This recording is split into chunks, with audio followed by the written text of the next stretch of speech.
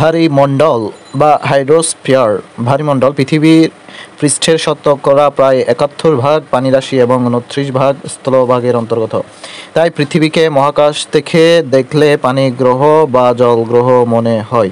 এই বিশাল পানিরাশির ৯৬.৫ ভাগ সাগর মহাসাগর এবং ৩.৫ ভাগ হিমবাহের পানি, ভূগর্ভস্থ পানি ২.০৫ ভাগ এবং নদী ও বিভিন্ন জলরাশির পানি।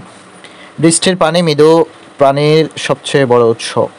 মহাসাগর, সাগর এবং উপসাগর। মহাসাগর ভারিমণ্ডলের উন্মুক্ত বিস্তীর্ণ বিশাল লবণাক্ত জলরাশিকে মহাসাগর বলে বা ওসান বলা হয়। পৃথিবীতে ৫টি মহাসাগর রয়েছে, সেগুলো হচ্ছে প্রশান্ত মহাসাগর, যার আয়তন ১৬,৬০,০০,০০০, গভীরতা ৮,২৭০ এবং এটির অবস্থান আমেরিকা এবং এশিয়া মহাদেশের মধ্যবর্তী। আটলান্টিক মহাসাগর, যেটি ৮,২৪,০০,০০০ বর্গ কিলোমিটার, যার গভীরতা ৩,৯৩২ মিটার, এটি আমেরিকা, ইউরোপ ও আফ্রিকা মহাদেশে অবস্থিত। ভারত মহাসাগর, যেটির আয়তন ৭,৩৬,০০,০০০, গভীরতা ৩,৯৬২ মিটার, এটির অবস্থান আফ্রিকা, ভারত ও অস্ট্রেলিয়া।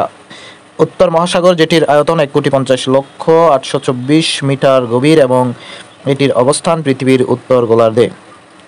দক্ষিণ মহাসাগর, যেটির আয়তন ১,৪৭,০০,০০০ বর্গমাইল, গভীরতা ১৪৯ মিটার, এটি অ্যান্টার্কটিকা ও ৬০০ দক্ষিণ অক্ষাংশের মধ্যবর্তী।